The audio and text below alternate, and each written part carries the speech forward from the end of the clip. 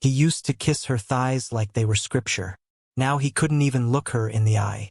Selena once believed love could outlast cruelty. She wore his last name like it still meant something, even when his words turned sharp and his hands stopped reaching for her.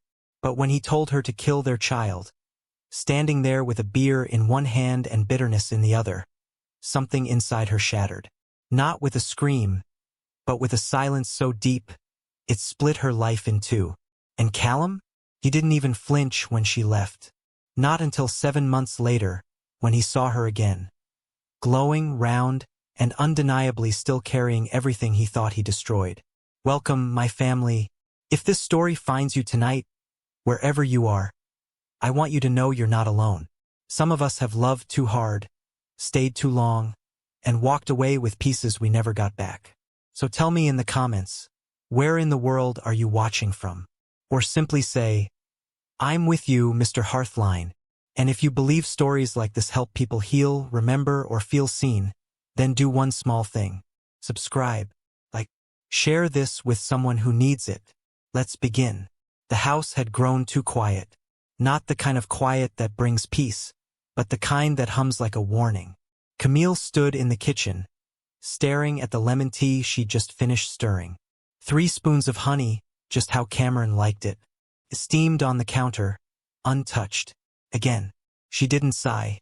She didn't speak. She just waited. A habit now. The clock ticked past 7 a.m. Cameron had already left. No goodbye, no glance. The front door had clicked shut with the same indifference as every morning for the past 6 months. Camille walked back into the bedroom. The sheets on his side of the bed were cold and flat. She made it anyway. At the foot of the bed, she paused to fold his towel and place it where he liked it, over the radiator vent so it would be warm after his shower. But these days he didn't bother using it. He just grabbed a fresh one from the linen closet without looking. The silence stretched, thick and familiar. She moved about the house on autopilot, wiped counters that were already clean, straightened picture frames that hadn't moved, relit a candle just to smell something alive. But everything inside her felt blank. Dinner time came. She plated salmon with rosemary, his favorite. The food went untouched. The door didn't open. Instead, a text pinged. Cameron, working late. Don't wait up. She stared at the screen. No heart emoji. No explanation. She slid the plate into the fridge. That night, she lay in bed before he came home, eyes wide open, facing the wall. When he finally returned, the front door clicked softly. His footsteps were careful, quiet. He didn't speak. He didn't shower. He didn't touch her. He slid into bed and turned his back. Camille blinked in the dark. She didn't ask where he'd been. She didn't reach for him. Instead, she whispered, softly, into the pillow. What happened to us? 2 years ago, they stood barefoot on wet grass in the middle of a summer storm. No umbrellas, no fear, just laughter, arms flailing as they raced around the yard like kids. He'd pulled her close, their clothes soaked through, their hair dripping. He kissed her like she was the only thing that ever mattered. She remembered her words that night. If the world turns cold, promise we'll find our way back here. He tucked her hair behind her ear, looked straight into her eyes and said, I promise. In their first year, he'd leave notes in her shoes. You make rainy days feel like spring. Your smile should be in museums. Don't forget lunch, your husband would cry. She used to save them in a little wooden box. That box now sat untouched at the back of her closet. On their anniversary, he had made pancakes shaped like hearts. Burnt one, laughed about it. He kissed her forehead and whispered, I still can't believe I get to wake up next to you. But now, she woke up to cold sheets, to lukewarm silence, to meals that went uneaten, texts that barely said a thing, and a man who once saw the sun in her eyes, now barely noticing if she was in the room at all. And yet, she still laid his towel out, still made his tea, still looked toward the door at night. Not because she was waiting for him to return, but because she was waiting for him to return, the man he used to be. It wasn't always like this. There was a time when waking up beside Cameron felt like winning the lottery of love. Back then, their mornings were lazy and tangled. No alarms, no rush. Just bodies draped over each other and laughter muffled in pillows. Camille remembered their honeymoon in Tulum. The warm breeze through the balcony doors. The smell of sunscreen and sea salt still clinging to their skin. She was brushing her hair by the mirror when he came up behind her, kissed her shoulder and said, "You feel like home." That one line stuck in her like a lyric. She had smiled into the mirror, eyes glassy with joy. That was the man she fell in love with. On their third night in Tulum, they'd wandered down to the beach after dinner. He'd carried their sandals. She danced ahead of him, skirt billowing as the tide licked their feet. He caught her waist, spun her around. "What are you doing?" She laughed. "Trying to slow down time." Back in the States, their little apartment was cramped but full of light. Camille used to play music in the kitchen while making breakfast. He'd sneak up behind her and sway with her, arms wrapped around her waist. There was one morning he flipped pancakes and burned one. It was shaped like a broken heart. "Symbolic?" she teased. "Never," he grinned. "I'm keeping the burnt one. You get the perfect one." She remembered a road trip to Nashville they took on a whim. He drove with one hand on the wheel and the other wrapped in hers. They stopped at a gas station, music blaring from the speakers overhead. No one else around. Suddenly, he pulled her into the parking lot and said, "Dance with me. There's no music out here. Then we'll make our own." She laughed. They danced anyway, right there under flickering lights and a setting sun. A couple of strangers clapped from the car wash nearby. They bowed like fools, laughing all the way back to the car. Now, in the present, Camille stood alone at the dining table. The candles had burned down to soft wax. The plates were untouched. She wore the black dress he once called his weakness. It was their anniversary. She hadn't gotten a card, not even a text. Just a buzz on her phone at 8:17 p.m. "Cameron, don't wait up." That was it. No flowers, no smile, no memory. She poured the wine back into the bottle, cleared the plates, blew out the candles, and as the smoke curled into the air, Camille whispered, "He doesn't remember. Not the first kiss in the storm. Not the pancakes. Not Tulum. Not Nashville. Not her. But she remembered everything. Every detail. Every promise. Every always. And now, even though the warmth had gone, Camille still stood in its echo, trying to gather enough pieces of their past to feel something like love again. But tonight, for the first time, she felt something else entirely. Empty. "You're always so needy." Camille didn't flinch. She just kept folding the laundry, her eyes fixed on the soft cotton of one of his gym shirts. She didn't ask for affection anymore. Didn't reach for his hand when they walked past each other in the hallway. But the words still stung, more than she'd admit. Cameron was behind her, grabbing a bottle of water from the fridge, his tone colder than the air that spilled out with it. "Why can't you just relax, Camille? Why do you always want more?" She didn't answer. She had stopped answering weeks ago, because any reply would just feed the argument. The silence was starting to shape her, molding her into a version of herself that barely resembled the woman she once was. Soft, affectionate, always humming. Now she simply existed inside the tension, moving from task to task like a shadow. She still cooked for him, still put toothpaste on his brush, still folded his undershirts just the way he liked, tight, then stacked in a row. But Cameron, he had left her long before she ever packed a bag. The emotional cruelty didn't shout. It whispered. It whispered when he turned the TV louder while she talked, when he scrolled through his phone at dinner, when he laughed at someone else's text and locked the screen when she glanced, when he started showering twice a day, never at home. That Thursday afternoon, Camille was tidying the couch cushions when she saw it. A receipt, tucked into the side pocket of his work slacks. Dinner for two, at a restaurant they used to love. Their place, the one with the string lights and the little white napkins he used to fold into her lap with a wink. But what made her pause wasn't the location. It was the lipstick mark on the corner of the receipt. Smudged, wine-colored. She stared at it for a full minute before folding it in half and putting it back exactly where she found it. That night, she still made dinner. Roast chicken. His favorite. He walked in late, smelling like cologne she didn't recognize. Saturday. Ate in silence. She watched him chew, watched him scroll on his phone with his fork in the other hand. "How was your day?" she asked, voice light. He didn't look up. Same. Nothing more. She told herself this was just a phase, that he was stressed, that maybe, just maybe, if she stayed soft enough, quiet enough, loving enough, he'd come back. She was clinging to a ghost, a man who looked like Cameron but no longer reached for her hand, no longer asked about her day, no longer kissed her goodnight. Still, she hoped, because love doesn't switch off like a light, even when it's cold. A work trip, they said. 3 nights. Just the two of them. Camille stood on the balcony, facing the city lights in her satin slip.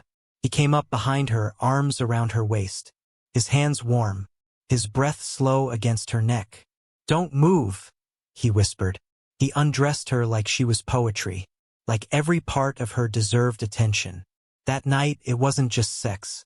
It was a love letter without words. He kissed every scar, held her after, called her my forever peace. She believed him. That was the night she conceived. Camille stood in the bathroom now, staring at the unopened pregnancy test, fingers trembling. She hadn't told him yet. Some part of her was afraid, not of his volume but of his silence, of the way he'd look past her like she was part of the wall. She wasn't in denial anymore. She just needed to be sure. Sure of the life inside her. Sure that something still beat with hope. Camille sat on the edge of the bathtub, knees drawn up, test stick in her hand. The pink line darkened slowly, sure, steady, undeniable. She was pregnant. Her first instinct wasn't joy. It was fear. Not because she didn't want it, but because of how he might react. She stared at herself in the mirror. Her eyes looked older, not tired but worn, like someone who had carried hope for too long and now held something even more fragile. She placed the test down on the counter, took a breath, and walked out to the kitchen. Cameron was sitting at the counter, scrolling through his phone with one hand, eating toast with the other. "Cam," she said softly. He didn't look up. "I took a test." That caught his attention. He glanced up, eyebrows raised, not with excitement, but suspicion. "What kind of test?" "Pregnancy." There was silence. He blinked, twice, then slowly stood, set the toast down and grabbed his keys off the counter. "You need to get rid of it." Just like that. No questions. No pause. No, "How far along are you?" Or "Are you okay?" Just those 5 words. As if she had told him she bought the wrong brand of cereal. Camille stood frozen. "What?" she asked, voice cracking. He didn't even stop walking toward the door. "I'm not ready to be a father. You knew that. I've said it before. I'm not doing this."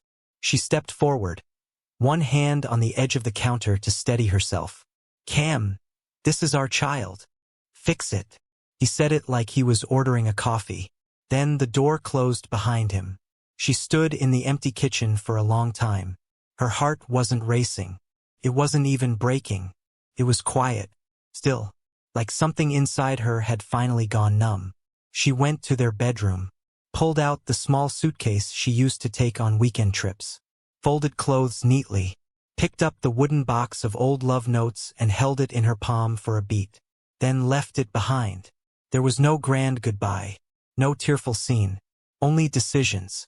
She printed a bus ticket, stuffed her ID and some cash into her bag, deleted her location-sharing app, blocked his number. One final check before she zipped the suitcase closed. Then she walked out. As the bus pulled away from the city, Camille didn't cry. Not once. She stared out the window at the highway signs passing like chapters, one name after another. And she knew this was the last time she'd see that house, that door, that man. He had chosen himself. So now she would choose the life inside her. And that decision didn't come from anger. Came from something deeper, from love. But this time it wasn't for Cameron. It was for the tiny heartbeat she refused to erase. Camille waited until Cameron left for the gym, same as he did every Saturday at 6:45 a.m. sharp. His patterns were predictable now. Emotionally unpredictable, yes, but his routine? Rigid, reliable, cold. That made this easier. As soon as the garage door hummed shut, she locked the front door behind him, walked calmly back to the bedroom, and opened the closet. Her suitcase was already packed. Had been for days. 3 pairs of jeans. For loose dresses, basic toiletries, flat shoes, and in the smallest inner pocket, a folded sheet of paper. The bus ticket. One way. To Colorado Springs. She moved with the quiet of someone who had practiced this in her mind for weeks. No hesitation. No pause. She unplugged her phone, deleted all text threads with Cameron, cleared her location history, and signed out of every shared account. She left her wedding ring in a small glass bowl by the sink. She didn't look back at the house. Didn't glance at the fridge where their engagement photo used to hang, before he took it down. Didn't stop to straighten the living room pillows. She just walked out the front door with her bag in one hand, and her future in the other. The bus station was nearly empty when she arrived. The early morning sun hadn't broken through yet. The air was brisk, quiet.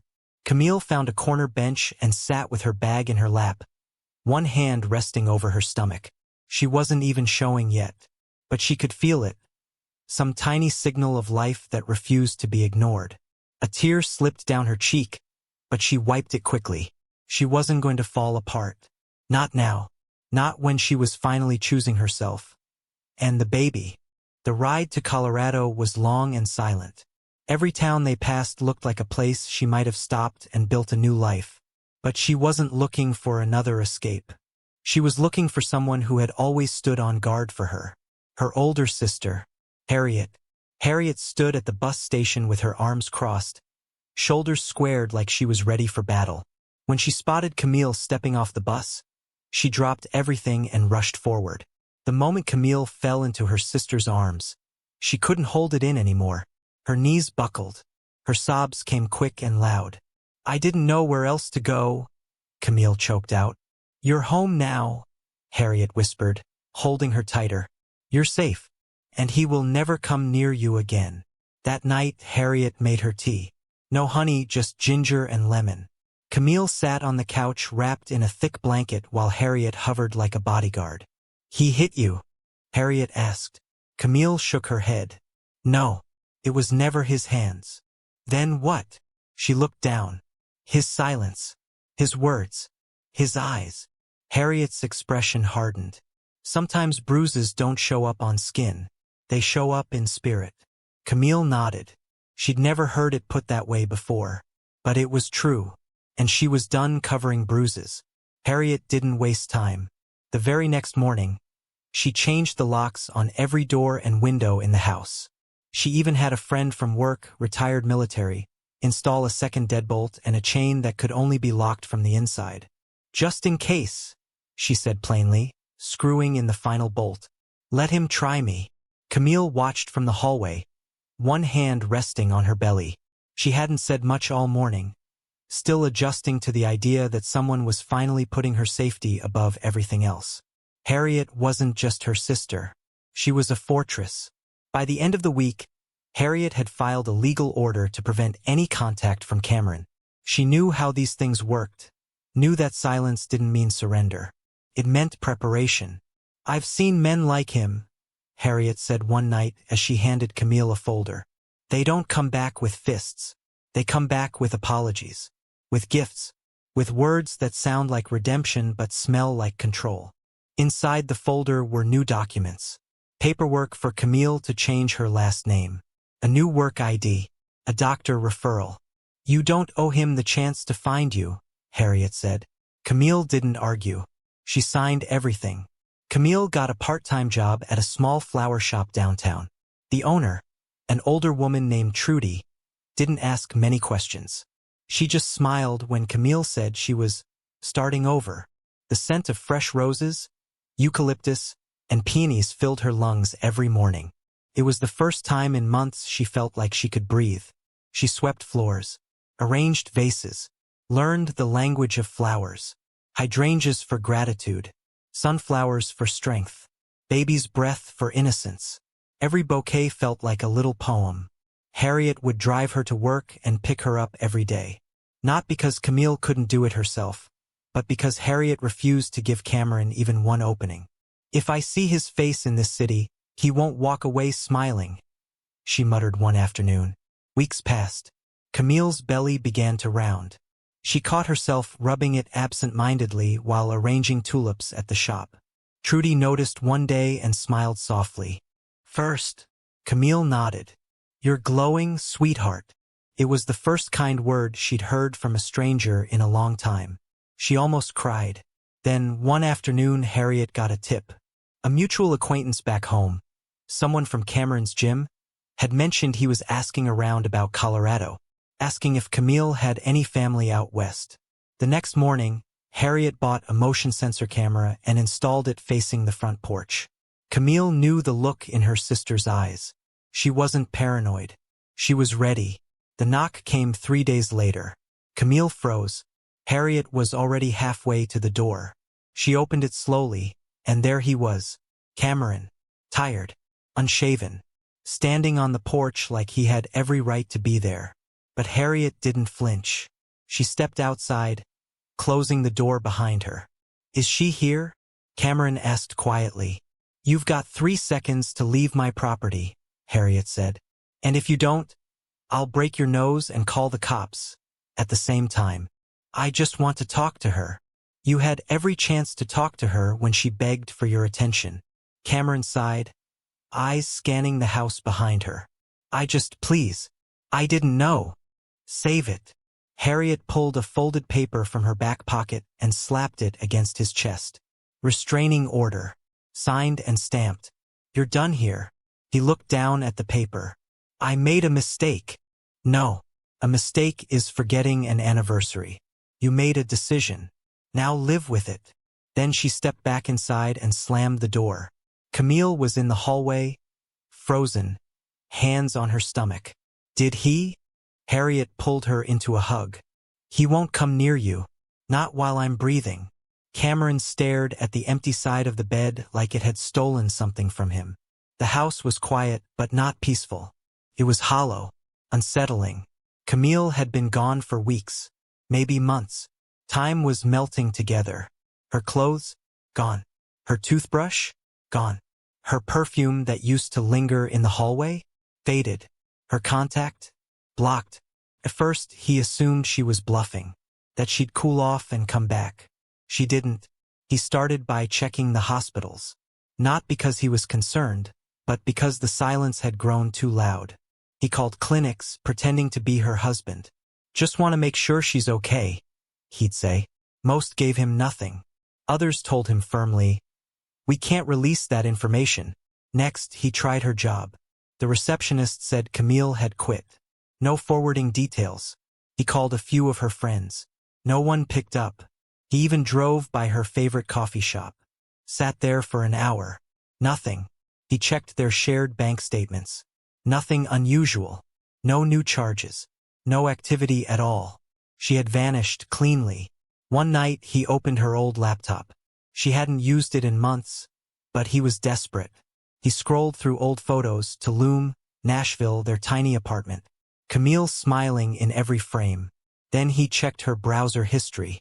Searches for one-way ticket to Colorado. Women's shelters in Colorado Springs. Can I change my name while pregnant? That was the moment it sank in.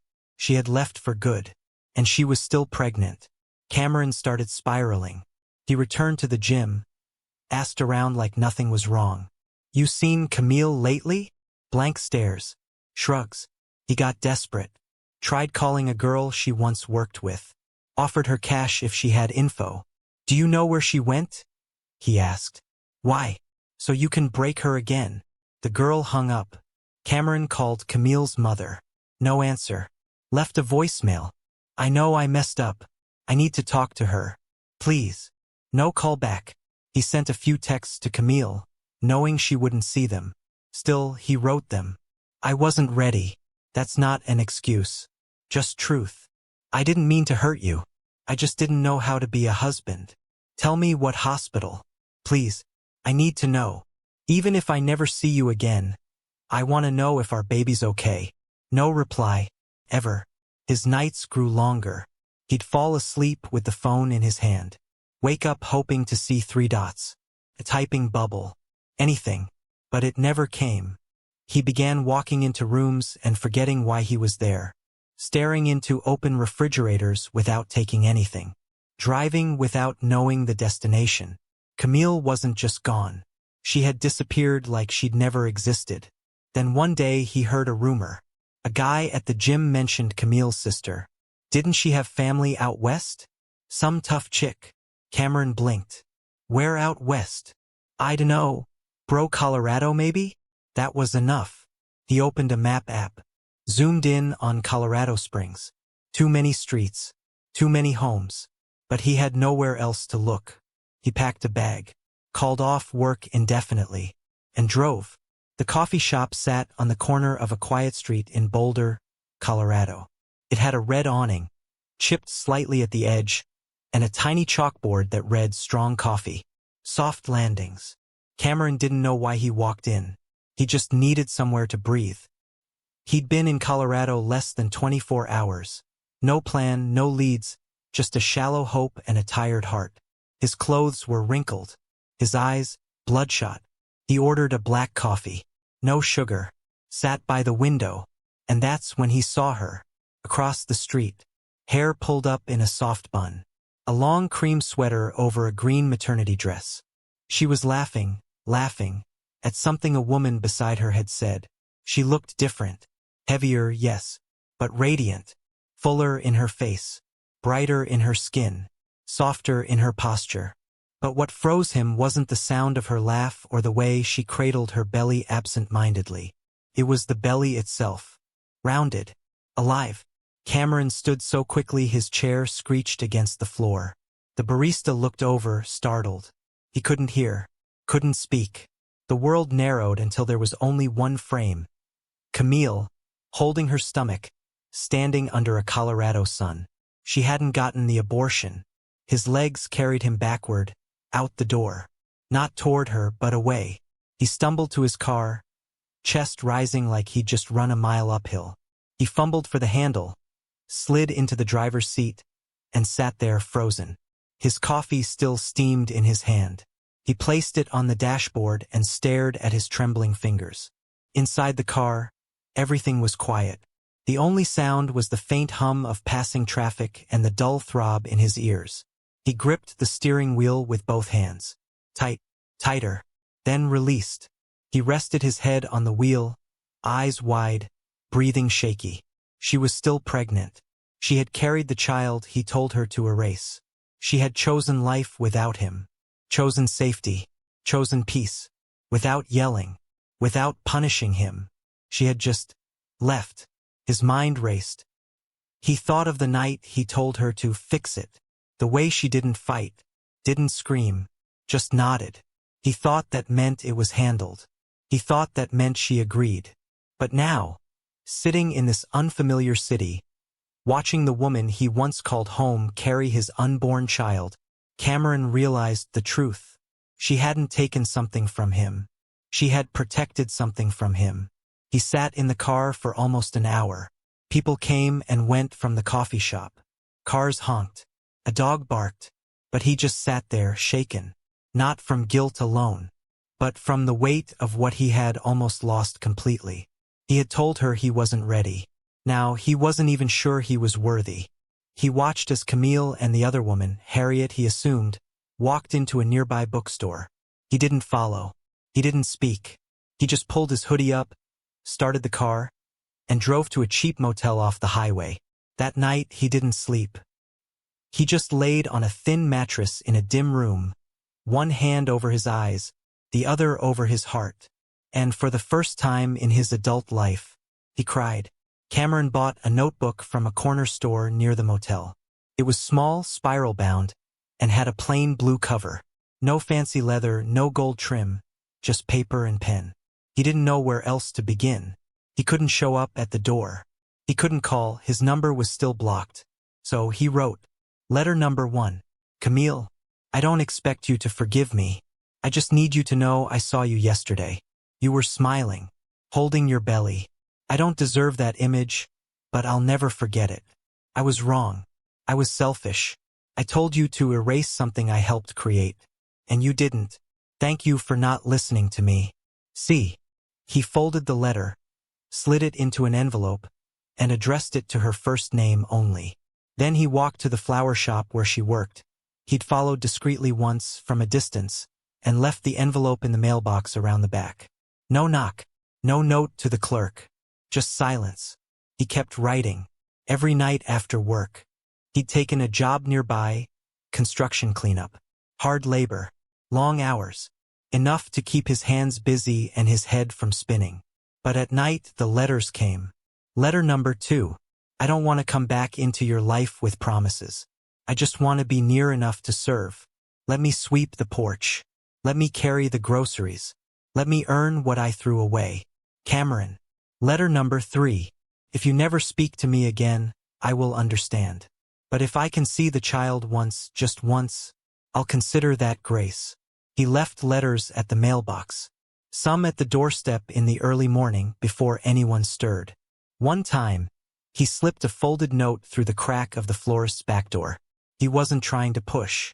He was trying to repent. And then came the flowers. Not store-bought bouquets, but wild arrangements he learned to tie himself. Daisies for new beginnings. Lavender for calm. One small pot of rosemary, with a note taped underneath. For remembrance of who I once was, and who I never want to be again. Harriet intercepted most of it. She found the envelopes, the pots, the letters left by the door. She tore them up, burned some in the sink, tossed others in the trash. He doesn't get to cry now, she said one evening, her voice low. He forfeited his place. Camille never disagreed out loud, but sometimes when Harriet stepped out, she retrieved them. In her room, behind a drawer lined with old sweaters, Camille kept a shoebox. Inside, every letter, every note, even the torn ones taped back together. She never replied, but she read them, and some nights, when the weight of carrying a child alone pressed into her spine, she would open the box and weep, not because she forgave him, not because she missed him, but because part of her still remembered the man from Miami. The man who once kissed her neck on a balcony and whispered, "You're my forever peace." Now that man was writing letters at midnight, and she didn't know if she wanted him back. But she knew he was trying. Cameron didn't knock. Not once. But every morning, before the sun finished rising, he came. He'd sweep the front porch quietly. He'd dust the mailbox. He'd shovel the walkway when it snowed. And by the time Harriet stirred inside, he was already gone. The first time Harriet saw him out the window, she nearly ripped the curtain down. She stormed out onto the porch in slippers and a robe, rage boiling just under the surface. What part of stay away didn't you understand? Cameron didn't flinch. He didn't raise his voice. He just stood up from where he had been scrubbing mud from the front steps. I'm not here to talk. I'm not here to beg. I'm here to work. This isn't a service project. This is my house. I know. He picked up his bucket and walked away. Didn't say another word. The next day he was back. Early again. No letter this time. Just a cooler by the front door. Inside, a home-cooked meal. Still warm. Grilled chicken, rice, sautéed vegetables. All labeled. No note. Just a small sticker on the lid that read, "For Camille. Eat while it's hot."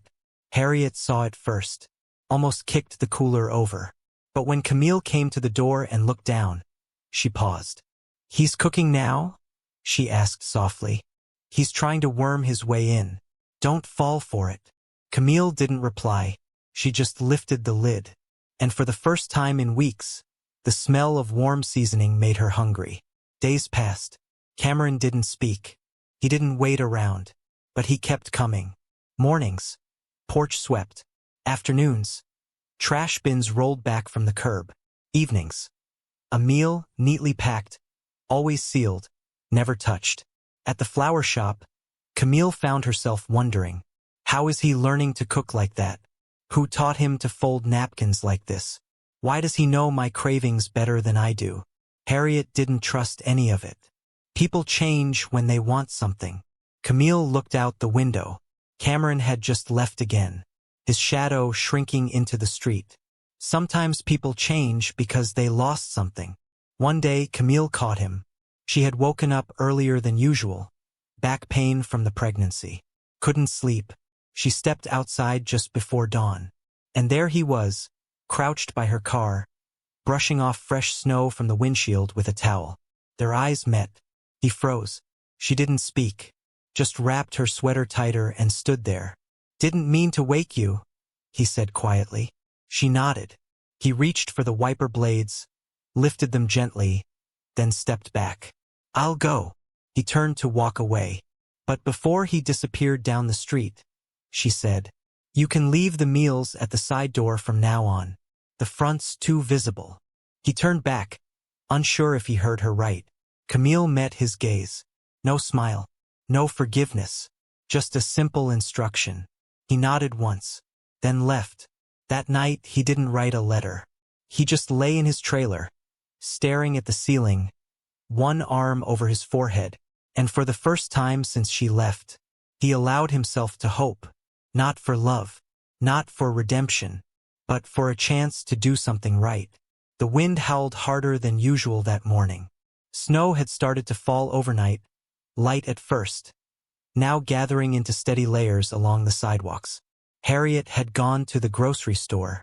Camille stayed home, moving slower these days. Her back ached. Her ankles were swollen. Every step took effort. She was 37 weeks along.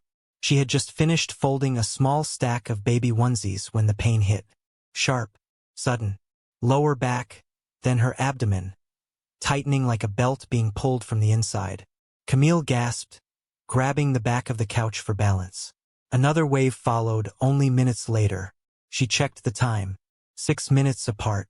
Her heart raced not from fear, but from knowing this was it. She reached for her phone on the end table, but before she could dial Harriet, another contraction knocked the breath out of her. She dropped the phone to the floor. Outside, Cameron was clearing the sidewalk.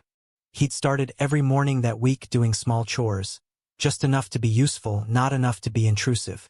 He looked up toward the front window. Something didn't feel right.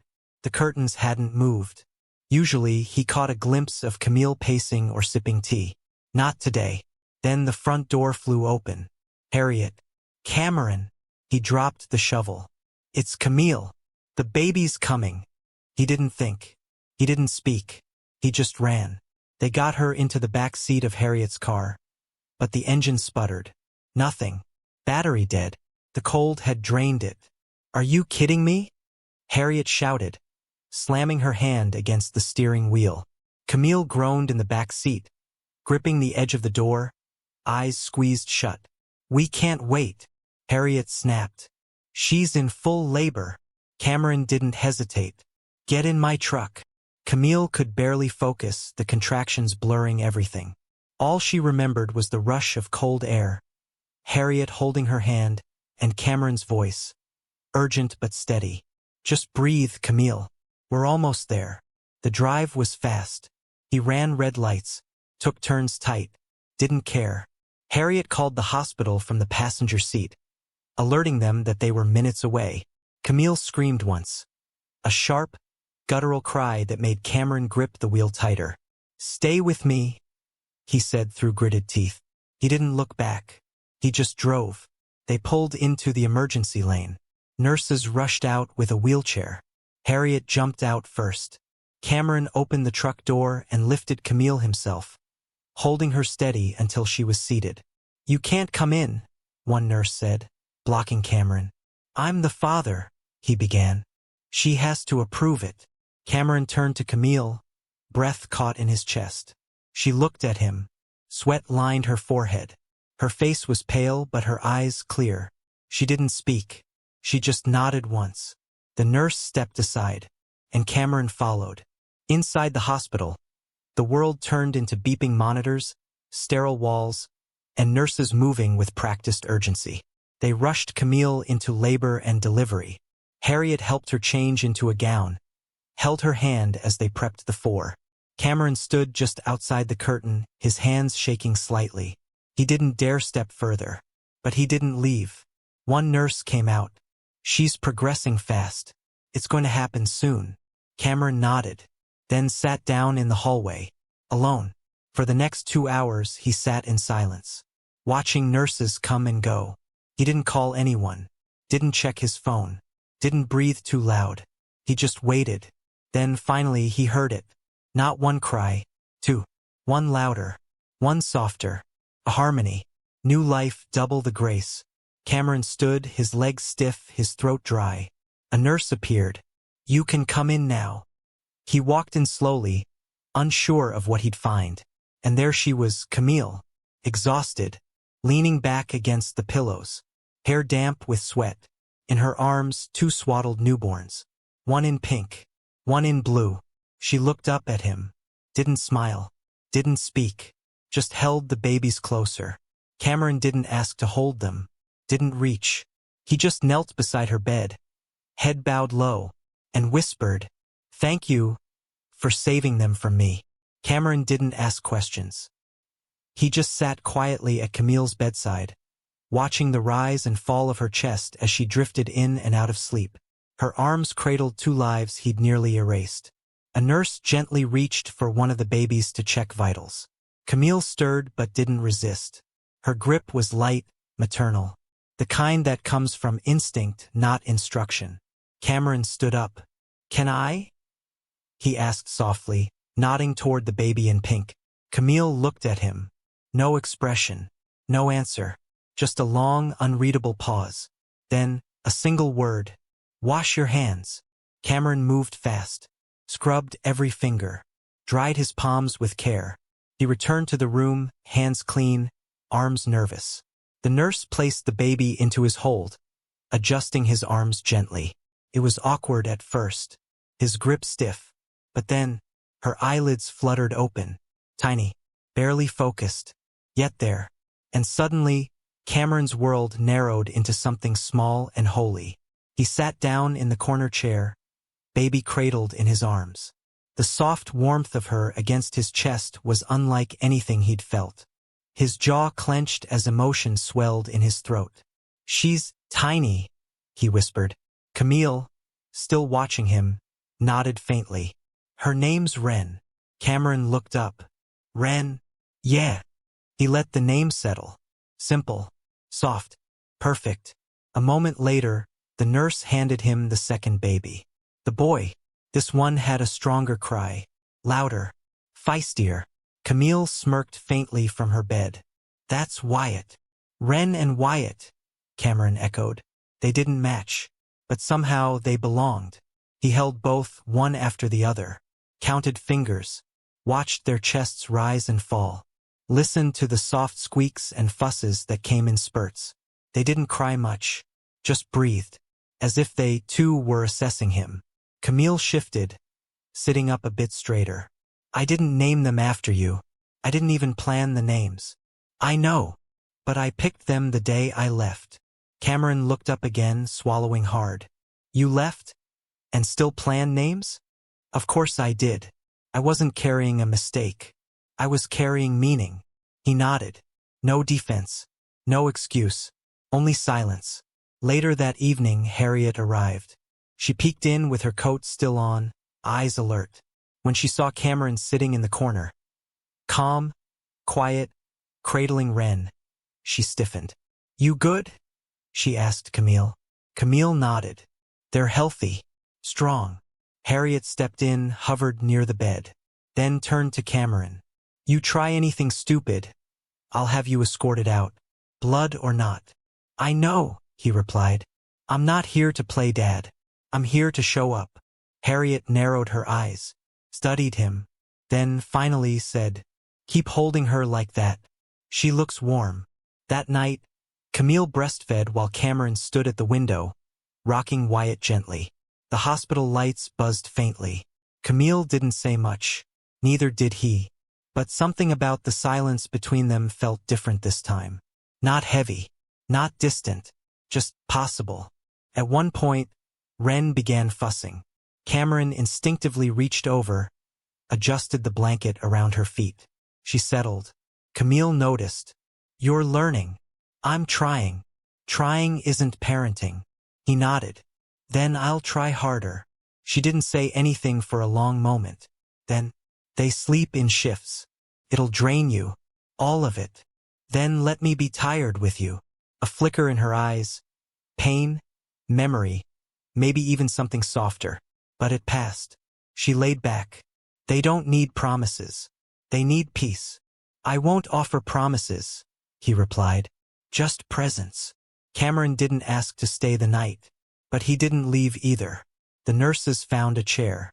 Brought a blanket. He curled up in the corner, arms crossed over his chest, eyes locked on two bassinets.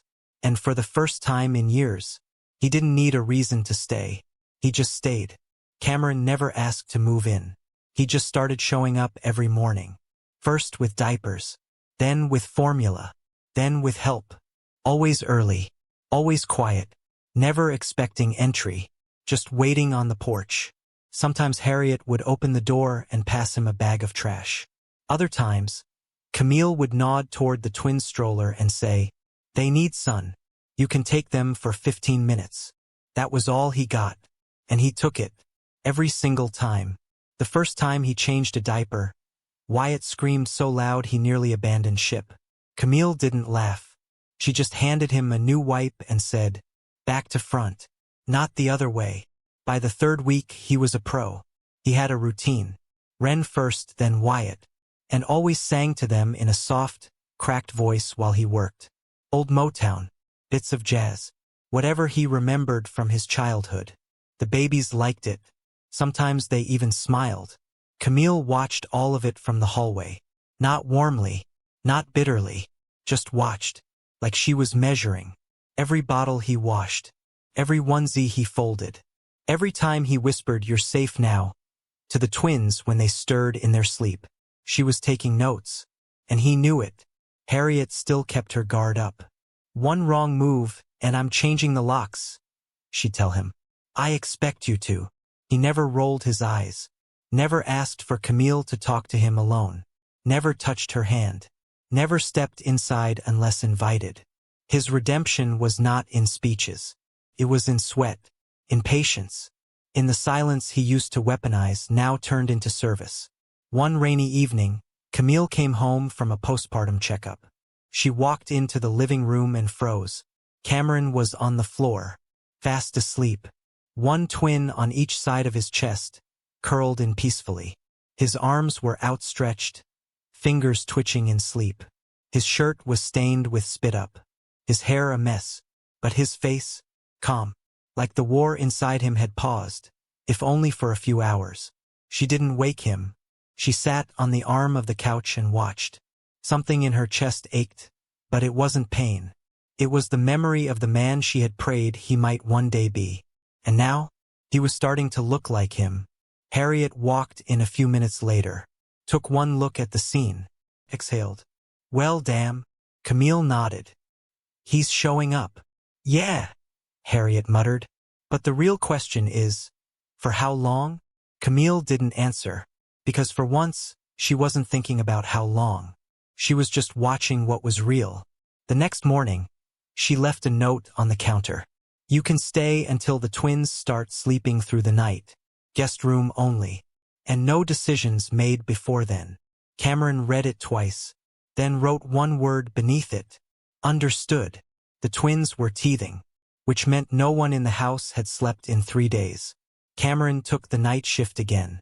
No argument, no expectation. Just a nod and a warm bottle in each hand as Camille passed him the babies and shuffled back to bed with barely a word. But instead of collapsing into sleep, Camille lingered by the doorway. Something made her pause. She watched from the shadows. Cameron sat cross-legged on the living room floor.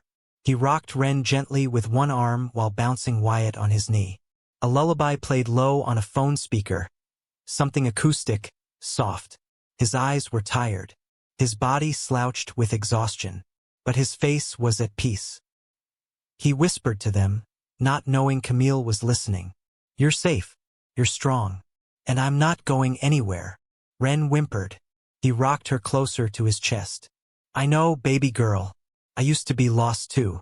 But then I saw your mama smile. And I found my way. Camille's breath caught. Wyatt let out a squeaky half-cry. Cameron gently stood, walking a slow circle in the room with both babies pressed against his chest. He didn't complain, didn't flinch. He was humming now. Not words, just a soft tune on his breath. It wasn't pretty, but it was full of presence.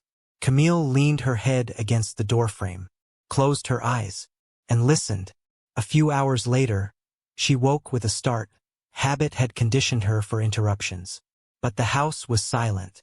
She stepped into the hallway, padded toward the living room, and saw it. Cameron on the rug, asleep, one baby across his chest, the other nestled in the crook of his arm. The bottle caps were closed, the burp cloths used and folded. Ren whimpered. He rocked her closer to his chest. I know, baby girl. I used to be lost too. But then I saw your mama smile. And I found my way. Camille's breath caught. Wyatt let out a squeaky half-cry. Cameron gently stood, walking a slow circle in the room with both babies pressed against his chest. He didn't complain, didn't flinch. He was humming now. Not words, just a soft tune on his breath. It wasn't pretty, but it was full of presence. Camille leaned her head against the doorframe, closed her eyes, and listened. A few hours later, she woke with a start. Habit had conditioned her for interruptions. But the house was silent.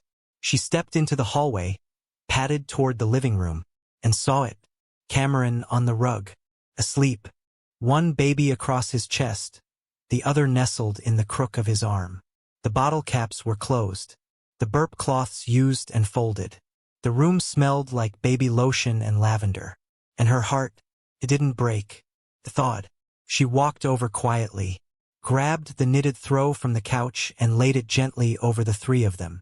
She lingered, watched the tiny rise and fall of the babies' bellies against their father's chest, watched the way Cameron's arms curled around them, even in sleep, and she whispered, not for him, but maybe for herself, they're the best part of me. Cameron stirred but didn't open his eyes. In a sleepy voice, he mumbled, and you're the only good I ever knew. Then his body went still again, back into sleep. Camille stood there in silence, not because she was unsure, but because, for the first time in a long time, she felt something that didn't hurt. She walked back to her room, curled up under the covers, and let herself feel safe. Not because she trusted him completely, but because she no longer feared him. In the morning, she didn't mention the night. Neither did he. But when she handed him a mug of coffee before he left to take out the trash, she added sugar. He liked it that way, and she remembered. The backyard wasn't much. Patch of grass, a few wilting flower beds, a crooked fence leaning slightly on the south end. But to Cameron it was everything. He spent the entire week building it, his first real project in the new chapter of his life. A sandbox, handcrafted from cedar, corners rounded smooth, no nails sticking out. He sanded it twice, painted it once. Inside he poured soft, filtered sand. The good kind, cool to the touch, clean between fingers. 2 bright red plastic buckets. For toy shovels. A small rake. He placed a pinwheel at the edge. Just for color.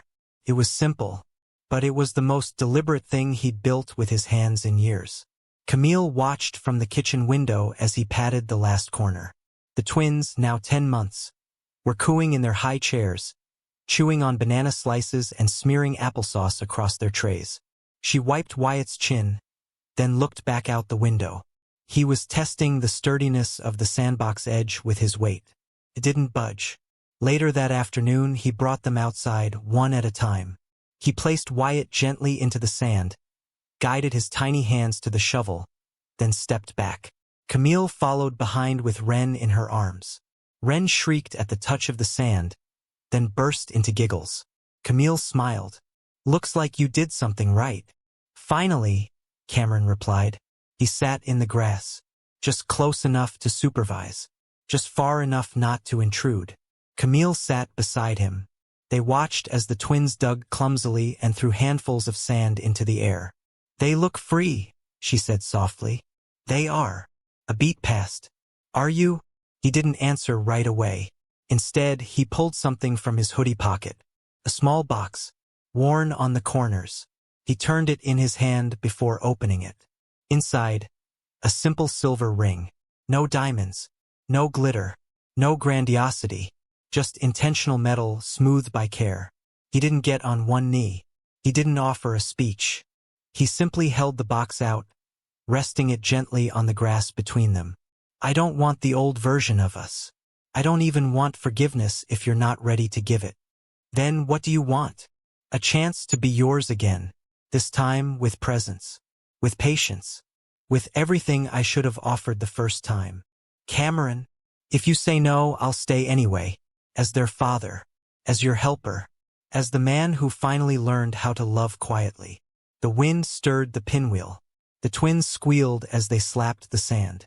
Camille looked at them, then at him. "You built a sandbox." "I did. You didn't ask for applause. Didn't need it.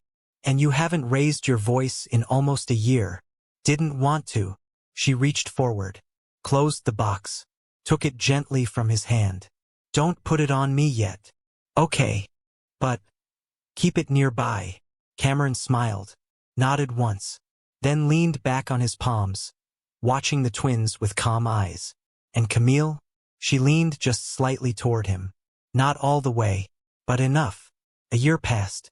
The sandbox now had a permanent spot beneath the old oak tree. The twins, Ren and Wyatt, were walking, talking, tumbling over each other in fits of laughter. Cameron had added a small bench beside the sandbox, painted it soft blue. Camille sat there often now, sipping tea while watching the world she never imagined. Quiet, safe, complete. That morning, Camille stepped outside with 2 sippy cups and a folded blanket. She spread it near the sandbox and sat down, her toes brushing through the grass. Cameron was on the other side, helping Wyatt dig a hole. Ren was collecting pebbles and arranging them in a crooked heart. Camille watched them, all three, and felt something click in her chest. Not a surge, not fireworks, just clarity. "Cameron," she said quietly. He looked up, brushing sand off his hands. "Yeah." She stood, walked toward him slowly, and reached into her sweater pocket, pulled out the small box he had given her months ago. "You still mean it?" she asked. He stood up, brushing his palms on his jeans. "Every word. No speech, no promises, just presence. No declarations, just devotion." She opened the box, looked at the ring, then looked at him. "I'm not the same woman you married. And I'm not the man who hurt her." A pause. The wind stirred the leaves above them. The twins squealed behind her. And Camille, steady now, said, "Then maybe we can build something new." She held out her hand. Cameron didn't rush. He took the ring slowly, slid it onto her finger like it was the most fragile thing in the world. Fit perfectly, this time not as a symbol of ownership, but of intention, of return. The twins clapped, unaware. Camille laughed. So did he. He reached for her hand. She let him hold it. This time she didn't pull away. They sat on the bench together while the sun dipped behind the rooftops. Ren handed Cameron a handful of sand and said, "Daddy, make cake." He smiled, took the sand, and said, "Only if Mommy helps." Camille grinned. "You better get 2 pretend candles." The camera would have captured them like a memory. A bench, a sandbox, 2 children laughing, 2 adults healing, and a new ring that didn't promise forever. It simply promised now. Thank you, family, for staying with us to the very end. If the story touched you, if it reminded you that healing takes time but love can still win, comment below. I'm with you, Mr. Hearthline, and let us know where in the world you're watching from. This family is global, and your voice matters. And if you're new here, welcome home. Subscribe now, because here we don't just tell stories. We remember what matters. We restore dignity. We believe love still heals. Until next time, stay blessed, stay strong.